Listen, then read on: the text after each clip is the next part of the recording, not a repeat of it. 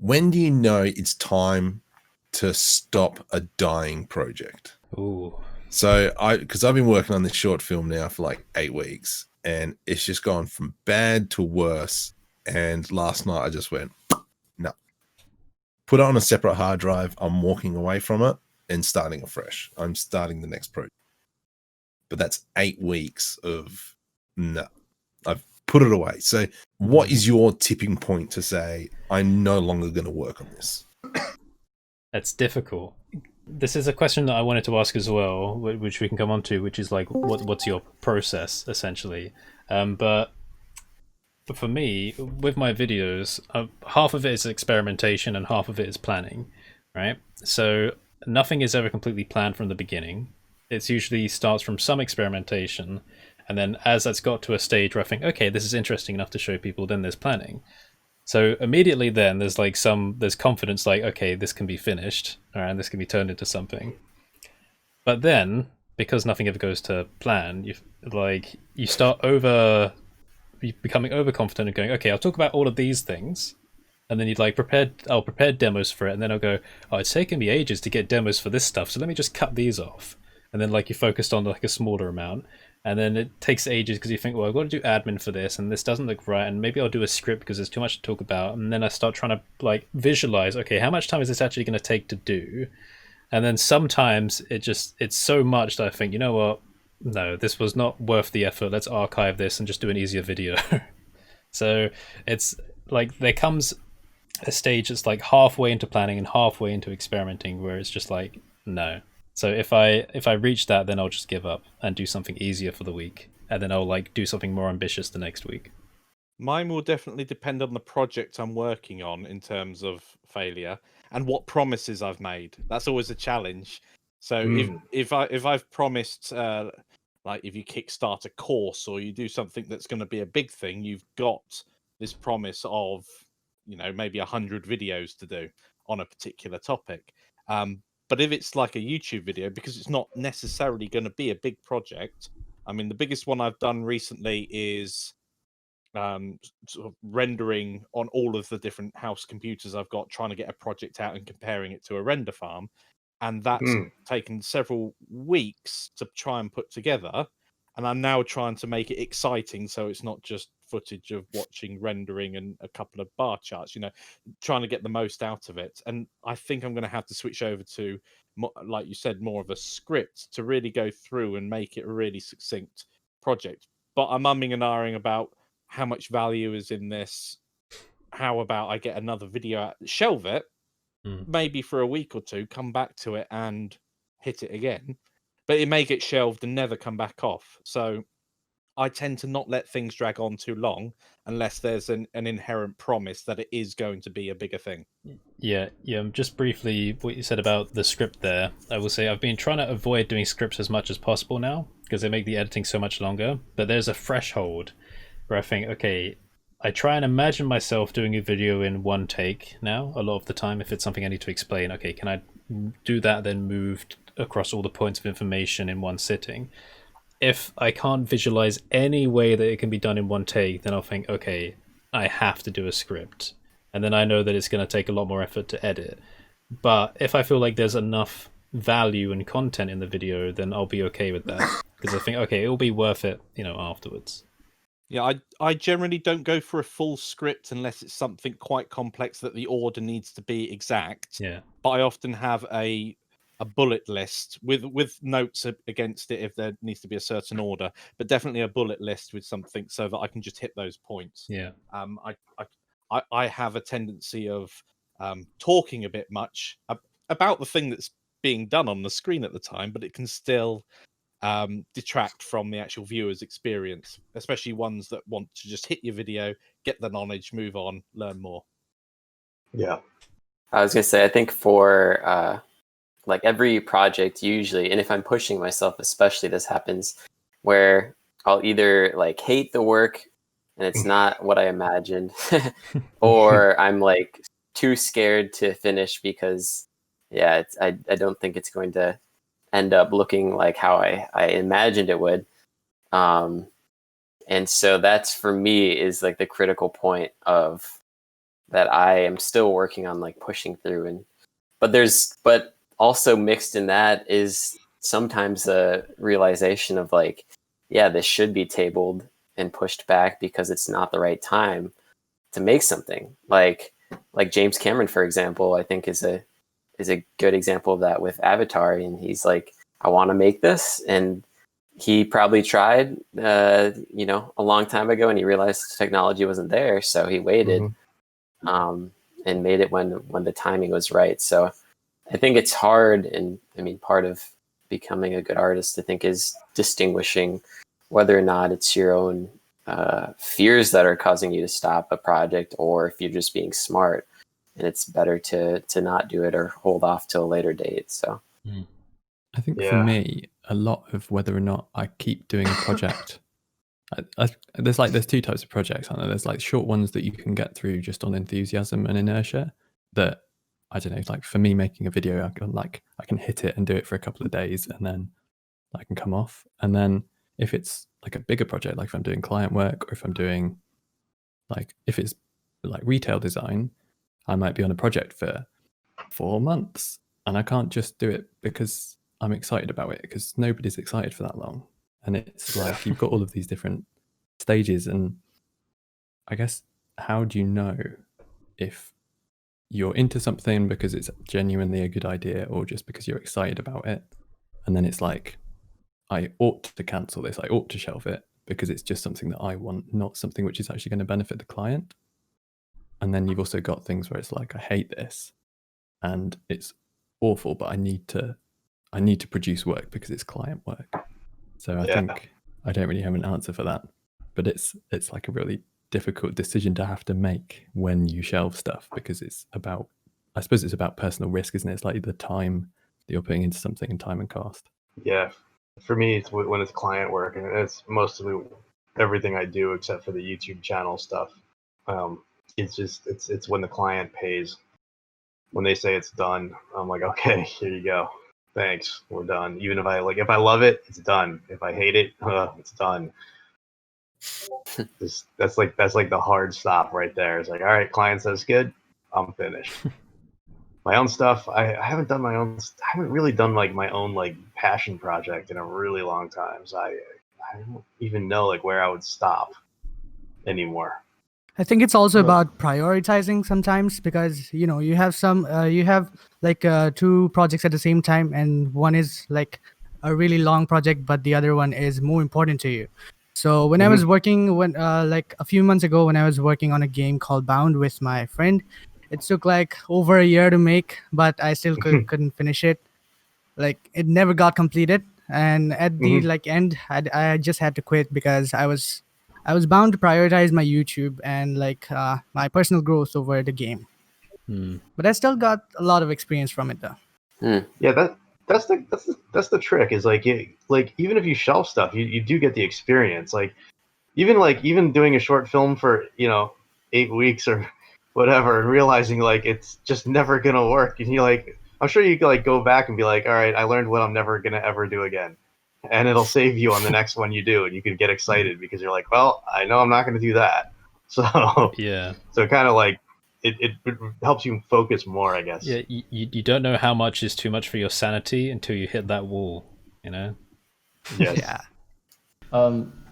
Yeah. Back onto that. It's hard. Like when it's client work and then the job is technically done, but if I had an hour, just 2 more hours, I could get it just that little bit more so that I can be satisfied with it. But sometimes you just don't get that. And so taking away from that and going, okay, like what can I do in the next one that will be closer to that finished product or that finished version that I envision, that would just satisfy my own like crafter, I guess, internally. So rough. Yeah, well said. It is rough. I get it. How do you get how do you re-find enthusiasm for a project if you're starting to run out of steam with it? Do you have anything that you do, any like processes that you go through to try and re-find that passion? Yeah, actually, I have done some videos that have used old projects before, but it's been because I've come up with an idea for a video and I thought, I remember like applying this technique in something like way back in the day, and then I'll go rummaging through the trash bin of all my projects to find it, and then I'll take it and then update it. You know, like maybe spice it up, make it look a bit better, and go, yeah, actually that could turn something old into something that people will actually find useful. A really simple thing that I find really helps is talking to someone else about it. I don't know about you guys, but I'm quite insular when I'm actually working on a project myself. So if it's a self project for YouTube or a course or whatever, actually talking to someone else about it often re-sparks the reason why I was doing it in the first place. I find that really helps. Yeah, that's what I've been doing with the last course we released. And we already have more planned. I'm working with someone else, another hard surface artist, and I've been way more inspired with all my projects because we hold each other accountable and build each other up constantly. Like if I'm feeling down one day, then he'll be working on something, then I'll regain that inspiration. I've been way more productive working with someone with a similar mindset than I have solo. And obviously we have to split our revenue and whatever, but we're also getting double the time to finish things, so it balances out. So I think it's only a benefit. I like that, working with people. Yeah, it helps. Yeah, solo can drag for everything you ever do. And you'll like eventually like get imposter syndrome or something. I've had to deal with that working solo. It just sometimes it drags you down and you don't have anyone to build you back up. Exactly. Like I was going through that actually with my own YouTube channel, just going through it. I'm like, well, what's left to do? Like, and then I got this spark yesterday. I'm like, Twinkie. You remember Twinkies? All right, can I make a Twinkie in Blender? So I made a Twinkie. It works. All right, it's the most random thing, but I was like, all right. But I got excited about it again. I'm like, oh, all right, I'm gonna do Twinkies now, and ho-hos and ding dongs. Like, what the heck? For no reason. Kev, there's something special happening inside your mind. I don't know. I think it's just going stir crazy is what it is, man. Do you think part of your renewed interest was because you stepped away for a little bit, Kev? Probably. I think so. I definitely think so. I think somebody had reminded me that I hadn't released a video in a while. I think this is Bracer Jack. I don't know if you guys know him. He comes on and he has a channel too. Really cool guy. And he's like, where have you been? It's been like weeks. I'm like, oh my god, it has. I looked, it was like 19 days since I released my last video. I'm like, yep, all right. Where's the inspiration? Back on there. Yeah. Exactly. Actually, I'm inspired again. Speaking about that, I think way back when we started this podcast, or maybe some other time, I remember talking about my pillar of content, as I called it, and it's basically the way that I would visualize what I should make for the week, and it probably explains why things are a bit, scatterbrained. If I'm not feeling ambitious, the stuff at the bottom of this hypothetical pillar is the easiest stuff to make. It's the stuff that takes the least amount of editing, the least amount of work, but you can just like make one a day or a few a day if you really want it, and just throw them out.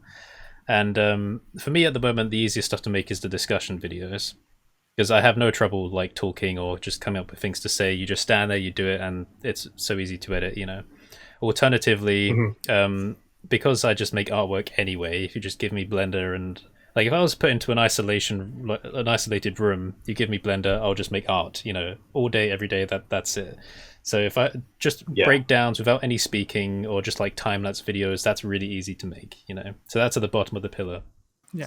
As you go further up, you get to the more structured tutorial content, stuff that can be done in one take, and then stuff that's scripted, stuff that also requires resources, stuff that has multiple versions of resources, that requires more admin. So depending on how ambitious I'm feeling, or whether I've like spent time doing other stuff in the week, I'll go, okay, where on this pillar do I want to make stuff today? So sometimes I'll like do a few middle to high up, and then I'll go, you know what, this week let's go down, and do that. So I sort of visualize it like that. So there's always something to do. On my Trello board, I have like different ideas for each of this stuff. So like another low effort thing that people might like would be something like a portfolio review, because I would just like put a notice out, hey, if you want your portfolio reviewed, send it in. Then I could just sit there, talk about it. That's easy to edit as well. So there's quite a lot of options. If you come up with like a series idea, like easy to make, but also some more advanced ones to make, then you'll always have something that you can fall back on if you really want to. Because there's some things like a portfolio review that people give you the content for. Mm-hmm. So if you can try and find ways to use yourself as a tool to make content that people will still be interested in, then I think somewhere in there is a key to never running out of content. I think to add to that bottom of the pillar is not necessarily low effort, because it always requires a minimal amount of energy to keep people engaged during a video, but also a quick win for yourself. Because if it's been a while, or you're lacking motivation, or feeling just a bit down on it all, being able to get that quick win really does help with just getting a video out there. Boom, I've done it, brilliant. And that can often spur you on to do the next video. And that's not just videos, that's everything in life. There you go, life lessons. Yeah, Michael, you're right. Like it was incredible. Like I have like a whole list of these ideas, and I'm just going through these ideas. I'm like, I don't want to do that one today. I don't want to do that one. I don't want to do that one. I don't want. I have like 80 ideas, and I'm just like not motivated to do any of them. And then like a Twinkie, like out of nowhere, like, all right, now I'm excited again. Like, it's so bizarre, man. Life lessons. Yeah, about having a quick win feeling. Because in 2019, most of my videos were all scripted tutorials, and they all had resources with them, and all of those resources got uploaded to like several websites. Now I just do Gumroad, but there was like a lot of admin effort put in with like each of the videos, and it took ages, and it was frustrating. And then like I remember one day I just tried doing something that didn't require resources. And I remember like just sitting on the YouTube Studio page and like hovering over release, and always having this nagging feeling like you're forgetting something. Like, when you've left the house and you've left something behind, and you don't know what it is, but you've got that feeling. And I was just there going, no, there has to be more. Like it's taken me such a short amount of time to go from editing to releasing, and I've been like basically Pavlov's dog, like response here to doing so much admin. And then I had to go, no, like, and triple, quadruple check that everything was fine. No, it was that simple. But that's quite a relief of a feeling when you realize that, oh, you can actually do stuff that is easier on yourself. You don't have to make it hard for yourself every single time. So I think that is definitely a feeling that some people should give themselves every now and again. Yeah, it's true. Like, especially with the YouTube stuff, it's like we're putting out, we're building audiences. We're just putting stuff out there for free. It's like to get in that mindset of, oh my God, this has to be awesome and like beautiful and perfect and everything. And then you realize, like, you go on YouTube and you're like watching stuff. You're like, not Blender related, not anything related, but just like you're watching like random cat videos and they have like 1 million views. You're just like, what am I doing? Like, they're just compilations of stuff that people took off TikTok. You're like, why am I trying? It's like, we just have fun with this. We just have fun with it. It's exactly that. Like I haven't put out much stuff on my channel, in part because of that same reason. I'll be hovering over a release, and then I'm just, was it really difficult to do? It kind of felt like really simple to put together. Maybe I should just wait. Maybe I should do something else. Maybe I should add something to it. And then just like you said, I'll be on a day where I'm not working on something, just watching a YouTube video or watching a tutorial that somebody like in another part of the world made, where you can hear the street. Like you can hear the street outside of their house better than you can hear them. It might not even be like in my language, but I'm still just watching their screen and understanding everything and keeping up. And then I'll just have a moment where I wonder, why am I giving myself such a hard time? Maybe it's because I sort of know what I'm capable of and what I can aspire to do and what I can learn in a reasonable amount of time. But it just, the divide between that and actually creating that content just doesn't, I don't know. It's like a weird it's a weird gap to bridge. Yeah, definitely. It is. It really is. It's a hard one. I don't want to sound snooty by saying it, but this is just a personal thing. I have a kind of a minimum bar. Like I denied last week because I couldn't get here. We had gone round to see some friends and had a wonderful time in the back garden, but I thought I could take my iPad, and I just worked out that microphone thing, so I've got decent sound.